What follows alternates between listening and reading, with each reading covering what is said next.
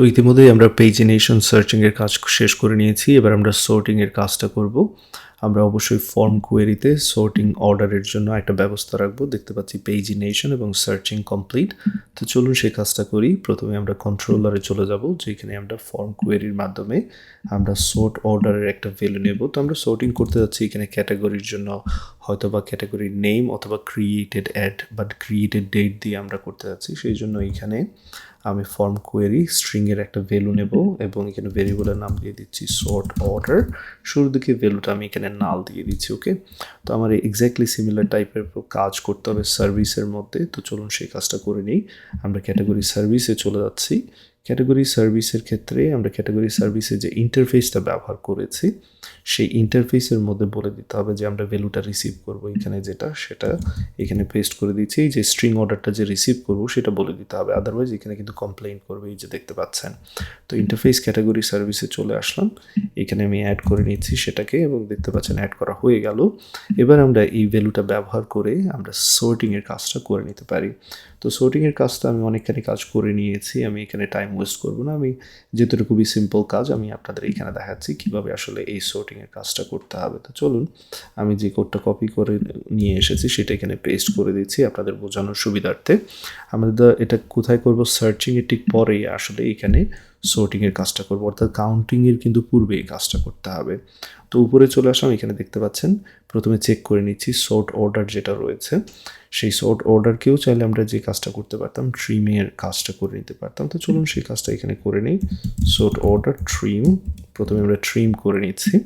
এটা চাইলে ভিতরেও করতে পারি। চলুন এই কাজটা ভিতরে করে নিচ্ছি। ট্রিমের কাজটা এইখানে ভেরি কুইকলি করে নিচ্ছি। Sort order, formatted sort order, okay, formatted sort order, and then sort order যেটা রয়েছে সেটাকে আমরা ট্রিম করে নিচ্ছি। Trim that's all. কোনো সুযোগ দিচ্ছে না এখানে আসলে কেউ স্পেস দেয়ার। অ্যান্ড দেন আমরা এখানে এই ফরম্যাটেড সর্ট অর্ডারকে লোয়ার কেসে কনভার্ট করে সেটাকে এখানে মূলত পাস করে দিচ্ছি। তো আমরা কি করছি, কেউ যদি নেইমের মাধ্যমে অ্যাসেন্ডিং অর্ডারে এই ভ্যালুটা দেয়, সেক্ষেত্রে আমরা তাকে নেইমের দ্বারা আমরা সর্টিং করছি অ্যাসেন্ডিং, আদারওয়াইজ ডিসেন্ডিং।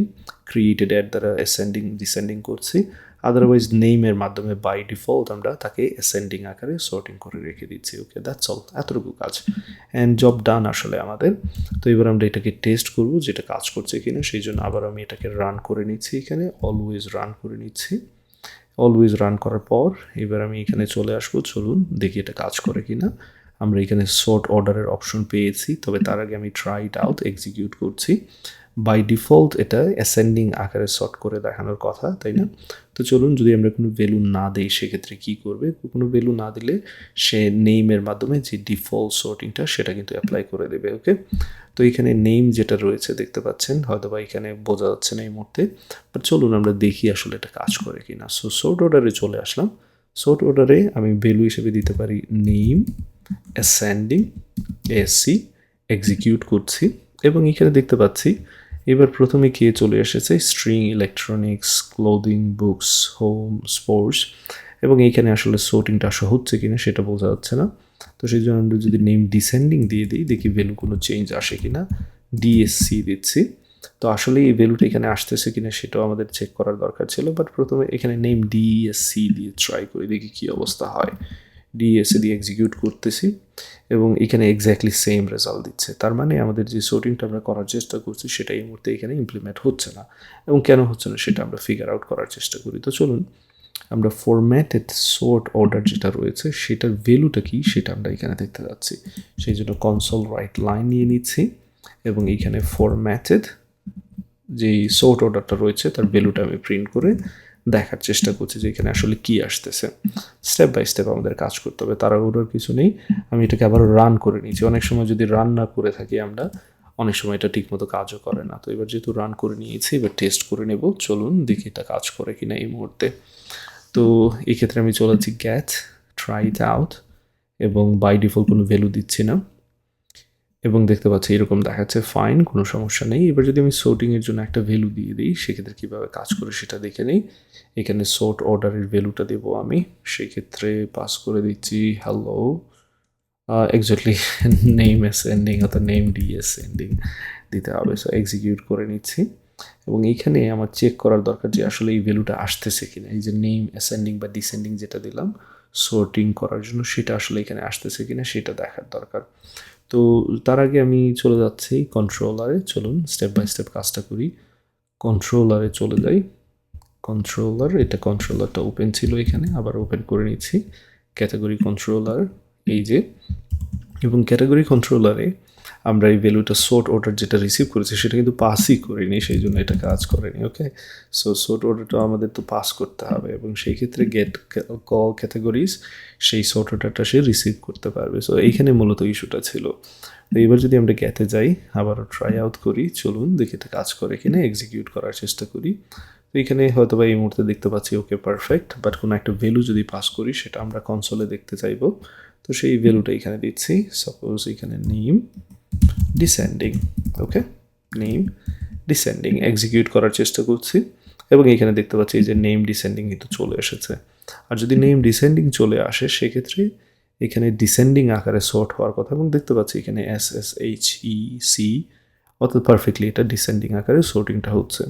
এবার যদি অ্যাসেন্ডিং আকারে সর্টটা করতে চাই সেটাও আমি এখানে চেক করে নিই, এক্সিকিউট করার চেষ্টা করছি। বুকস, ক্লোদিং, ইলেকট্রনিক্স পারফেক্টলি কাজ করছে। আমরা চাইলে ডেটের উপরেও এটা সর্টিং করতে পারবো। সো অলরেডি যেটা বলতে পারি যে সর্টিংটা এখানে কাজ করছে, কিন্তু বাই ডিফল্ট যেটা আমরা চেয়েছিলাম সেটা এখানে কাজ করছে কিনা সেটা আমাদের দেখে নিতে হবে। সো সেই জন্য আমি চলে যাচ্ছি আবারও ক্যাটাগরি সার্ভিসে এবং এখান থেকে এটা সরিয়ে নিতে পারি, কোনো সমস্যা নেই। ওকে, যদি আমরা সোর্ট অর্ডার যদি নাল না হয় সেক্ষেত্রে কিন্তু এখানে আমরা ঢুকতেছি, তাই না? যদি এমটি বা নাল হয় সেক্ষেত্রে এখানে আমরা ঢুকতে পারবো না।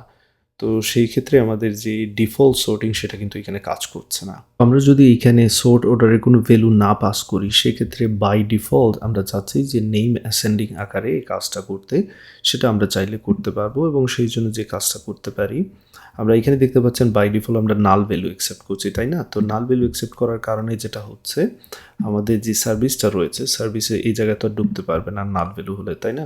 সেক্ষেত্রে এখানে যে ডিফল্টটা যেটা রয়েছে সেটা তো কাজ করার কথা না। তো সেই জন্য আমরা যে কাজটা করতে পারি, যদি ইনকেস নাল হয় সেই ক্ষেত্রে আমরা এখানে একটা কন্ডিশন অ্যাড করে জাস্ট সর্টিং করে নিতে পারি নেমের উপর বেস করে অ্যাসেন্ডিং আকারে, সেটাও কিন্তু আমরা এখানে করতে পারি। আমাকে যে কাজটা করতে হবে, উপরের দিকে এখানে সর্টিংয়ে চলে আসলাম, এখানে আমি ইফ কন্ডিশনটা অ্যাড করে নিচ্ছি অ্যান্ড দেন পরবর্তী এখানে এলস কন্ডিশনটা আমি এখানে এলস ব্লকটা বসিয়ে দেবো। যদি স্ট্রিং এখানে এমটি হয় বা নাল হয় সেক্ষেত্রে এটা এখানে বসিয়ে দিচ্ছি, একটা কাজ করতে যাচ্ছি, আদারওয়াইজ এখানে পুরো কাজটা এলসের মধ্যে রেখে দেবো। সো চলুন এই কাজটা করি, নিচের দিকে চলে যাই, এখানে আমাদের যে এলস ব্লকটা ঠিকঠাক আছে কিনা দেখতে পাচ্ছি সব কিছু ঠিকঠাক আছে এলস ব্লকের মধ্যে। ওকে, সো যদি এখানে নাল বা এমটি হয় কি করতে যাচ্ছি, সেক্ষেত্রে আমরা যে কাজটা করতে পারি, এই যে কোয়েরি অর্ডার, এই কাজটাই করতে যাচ্ছি। বাই ডিফল্ট নেমের মাধ্যমে কোয়েরিটা করতে যাচ্ছি। ওকে, তো এবার যদি আমরা এই কোডটাকে আবার রান করি, চলুন সেই কাজটা করি। এখানে আমি কোডটাকে রান করে নিচ্ছি অ্যান্ড উপরে চলে যাব, এখানে জাস্ট রিয়েল কুইক চেক করে নিচ্ছি, গেতে চলে আসলাম, এখানে ট্রাই আউটে দিচ্ছি, এক্সিকিউট করার চেষ্টা করছি এবং দেখতে পাচ্ছেন এবার কিন্তু বাই ডিফল্ট যদি কোনো ভ্যালু না পাস করি সে কিন্তু নেমের উপর বেস করে তাদেরকে সর্টিং করে দেখিয়ে দিচ্ছে এখানে। ফাইনালি এই কোডটাকে আর একটু সুন্দর করে আমরা সাজিয়ে নিতে পারি, আমরা সুইচের যে মডার্ন ওয়ে রয়েছে সেটা ব্যবহার করতে পারি এখানে। তো সেই জন্য যে কাজটা করব, আমি এখান থেকে কিছু কোড কপি করে নিচ্ছি, টাইম সেভ করে নিচ্ছি এবং এইখান থেকে ফর্ম অর্ডারের এতটুকু অংশ আমি জাস্ট সুইচের এতটুকু অংশ কেটে নিচ্ছি, এইখানে আমি পেস্ট করে বসিয়ে দিচ্ছি। তো লক্ষণীয় বিষয় এখানে যে কাজটা করতে যাচ্ছি, প্রথমেই আমরা এখানে সর্টিং অর্ডারটাকে ট্রিম করে নিচ্ছি এবং লোয়ার কেসে কনভার্ট করে নিচ্ছি এতটুকু, অ্যান্ড দেন সব কিছু আমরা কি করব, কোয়েরির মাধ্যমে করব, তাই না? তো এখানে আমরা কোয়েরিটাকে রিটার্ন করে দেব, লক্ষ্য রাখবেন কোয়েরির মধ্যে পুরো ভ্যালুটাকে আমি ইনসার্ট করে দিচ্ছি। সো এই জায়গাটা বোঝার চেষ্টা করুন। আগে আমরা এখানে সুইচ কেস ইউজ করেছি, এবার কেস ব্যবহার করার দরকার নেই, ডাইরেক্টলি আমরা ল্যামডা এক্সপ্রেশন ব্যবহার করতে পারি।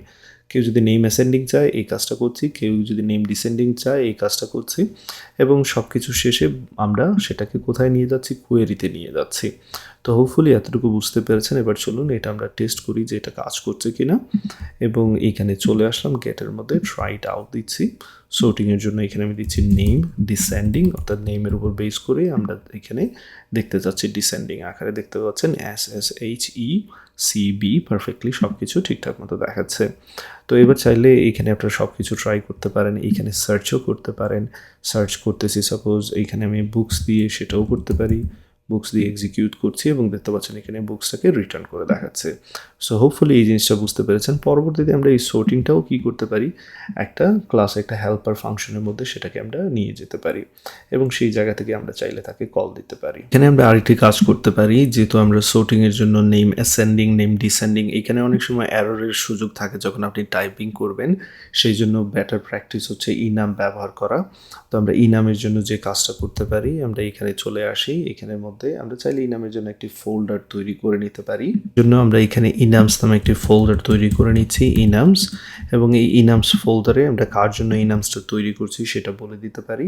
এখানে একটি ফাইল নিয়ে নিতে পারি সর্ট অর্ডার নামে, সর্ট অর্ডার নামে একটি ক্লাস তৈরি করে নিতে পারি। অ্যাকচুয়ালি ই নাম তৈরি করছি, তাই না? So sort order dot CS দিচ্ছি, অ্যান্ড এইখানে আমরা সেই ইনামটা তৈরি করে নিতে পারি। তো লক্ষণীয় বিষয়, যদি আপনারা আমার মতো এরকম অপশন থাকে যে ইনাম, এখানে জাস্ট ইনামে ক্লিক করে আপনারা চাইলে সর্ট অর্ডার নামে একটা ইনাম তৈরি করে নিতে পারেন। তো অলরেডি যেহেতু সর্ট অর্ডার নামে একটা ইনাম রয়েছে, সেই জন্য আমি সেটা প্রথমে ডিলিট করে নিচ্ছি, কারণ আমি চাচ্ছি এখানে নেম স্পেস ব্যবহার করতে। সো এই জায়গায় আমি আবার তৈরি করে নিচ্ছি সর্ট অর্ডার নামে ইনামটাকে। এবার এই ইনামের ভ্যালু হিসেবে আমরা কী কী চাচ্ছি, name ascending, name descending, created ascending, created descending, এইগুলো। তো এখানে আমি পেস্ট করে দিচ্ছি এই ভ্যালুগুলো। এবার আমি এই নামটাকে যে কোনো জায়গা থেকে ব্যবহার করতে পারবো। তো আমরা চাচ্ছি কোথা থেকে ব্যবহার করতে, সার্ভিস থেকে ব্যবহার করতে চাচ্ছি, তাই না?